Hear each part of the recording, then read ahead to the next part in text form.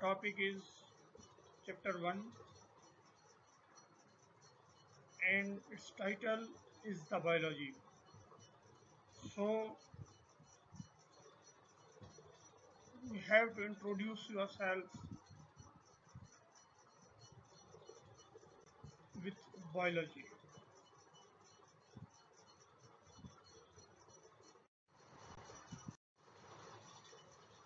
This is the classification of Robert H. Whittaker in 1969.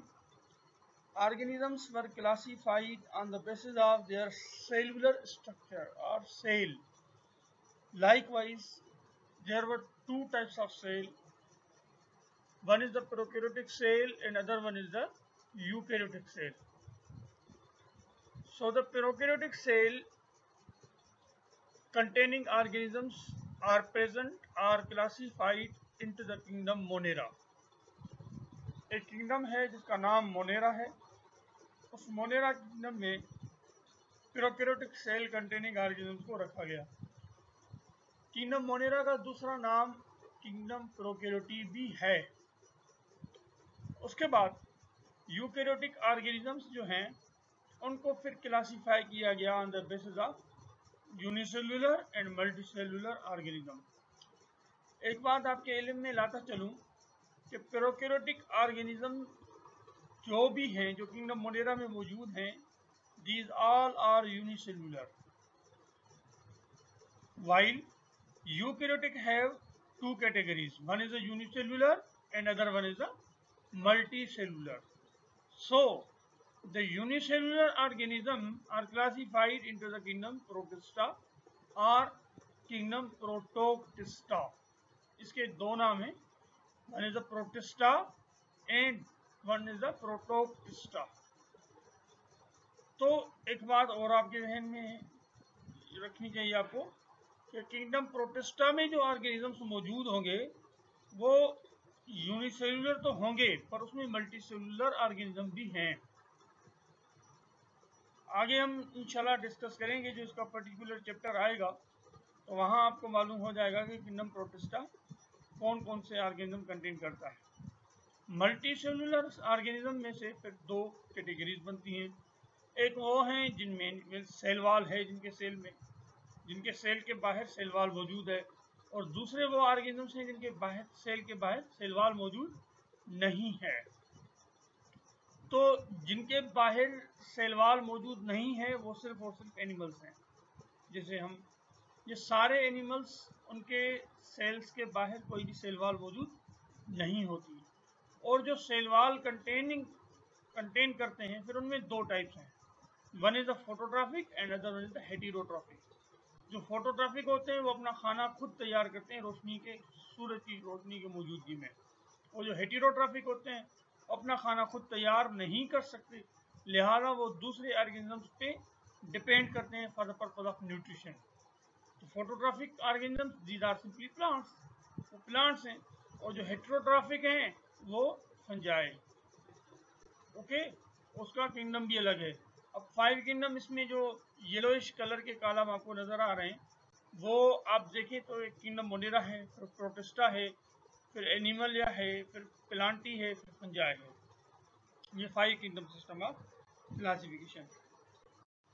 उसके बाद ये है एक टेबल है जिसमें आप देख सकते हैं, बिल्कुल आसान टेबल है कि कौन सा किंगडम है, उसका सेल टाइप कौन सा है, उसके बाहर उसके अंदर जो न्यूक्लियस मौजूद है सेल के अंदर, उस न्यूक्लियस के बाहर न्यूक्लियर मेम्ब्रेन जिसको आप न्यूक्लियर एनवेलप भी कहते हैं वो मौजूद है कि नहीं है, सेल वॉल है कि नहीं है, मोड ऑफ न्यूट्रिशन कैसा है, मल्टी सेलुलरिटी मतलब वो मल्टी सेलुलर है या यूनिसेलुलर है. तो आते हैं सबसे पहले किंगडम मोनेरा की तरफ. तो किंगडम मोनेरा उसके अंदर जो भी ऑर्गेनिज्म मौजूद होंगे उनका सेल टाइप कौन सा होगा, प्रोकैरियोटिक सेल होगा. उनके अंदर जो न्यूक्लियस है उनमें न्यूक्लियर मेम्ब्रेन होगी या नहीं, एब्सेंट मतलब न्यूक्लियर मेम्ब्रेन नहीं होगी. सेल वॉल जो है वो सेल वॉल नॉन सेल्यूलोज होगी, मतलब उसमें सेल्यूलोज नहीं होगा. उसके बाद मोड ऑफ न्यूट्रिशन जो है ऑटोट्रॉफ्स और हेटेरोट्रॉफ्स, जो दोनों किस्म के होते हैं. हेटेरोट्रॉफ्स भी होते हैं, ऑटोट्रॉफ्स भी होते हैं. और मल्टी सेलुलरिटी जो मैंने आपको पहले भी अर्ज कर चुका हूँ, ये बता चुका हूँ कि उसमें मल्टी सेलुलर नहीं होता, सारे के सारे क्या होंगे, यूनिसेलुलर होंगे। प्रोटिस्टा यूकैरियोटिक होंगे। प्रेजेंट मतलब क्या, न्यूक्लियर एनवेलप उनमें मौजूद होगी।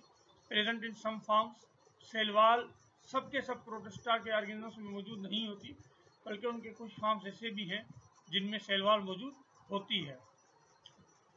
मोड ऑफ न्यूट्रिशन इनका दोनों किस्म का है, फोटोट्रॉफ्स भी हैं तो हेटेरोट्रॉफ्स भी हैं। उसके बाद absent in form most forms, तो ये मल्टी सेलुलर सबके सब नहीं है, इसमें कुछ ऑर्गेनिज्म यूनिसेलुलर हैं और कुछ ऑर्गेनिज्म मल्टी सेलुलर हैं प्रोटिस्टा में। फंजाई की तरफ आते हैं तो फंजाई में सारे के सारे ऑर्गेनिजम्स क्या हैं, यूकैरियोटिक हैं और न्यूक्लियर एनवेलप उनका प्रेजेंट है।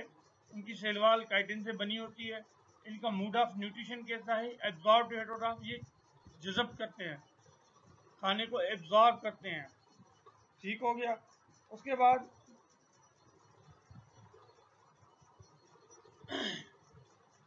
प्रेजेंट इन मोस्ट फॉर्म्स, मतलब ये मल्टी सेलुलर क्या है, ये सारे के सारे ऑर्गेनिज्म क्या होंगे, मल्टी सेलुलर होंगे फंजाई में। इसमें आपको एक बात और बताता चलूँ कि फंजाई में एक फंजाई का टाइप है जिसका नाम है यीस्ट, तो वो यूनिसेलुलर होता है। ठीक, यूनिसेलुलर यीस्ट। उसके बाद किंगडम प्लांटी। किंगडम प्लांटी जो यूकैरियोटिक ऑर्गेनिज्म, मतलब उसके सारे के सारे ऑर्गेनिज्म के सेल किसके होंगे, किस टाइप के होंगे, यूकैरियोटिक होंगे। Nuclear envelope definitely eukaryotic cell में मौजूद होता है। सेलुलोज एंड पॉलीसेकेराइड्स, इसकी सेल वॉल सेलुलोज से बनी होती है और उसमें पॉलीसेकेराइड्स भी मौजूद होते हैं जैसे कि स्टार्च।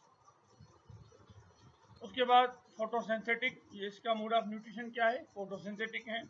या आप चैप्टर नंबर 12 में इंशाल्लाह ताला पढ़ेंगे कि कुछ फॉर्म्स इसमें ऐसे भी हैं जो हेटेरोट्रॉफिक हैं, प्लांट्स हेटेरोट्रॉफिक भी हैं, वो रेयरली होते हैं, बहुत थोड़े हैं, जबकि most of the plants are photosynthetic. Present in all forms, मतलब ये सारे के सारे जो प्लांट हैं मल्टी सेलुलर हैं। किंगडम एनिमलिया की बात करें तो किंगडम एनिमलिया के सारे ऑर्गेनिज्म जो उनके सेल टाइप हैं वो यूकैरियोटिक हैं। न्यूक्लियर एनवेलप उनमें मौजूद होता है, सेल वॉल उनमें एब्सेंट होती है और इंजेस्टिव हेटेरोट्रॉफ, ये निगल के खाते हैं इसलिए इंजेस्ट करते हैं।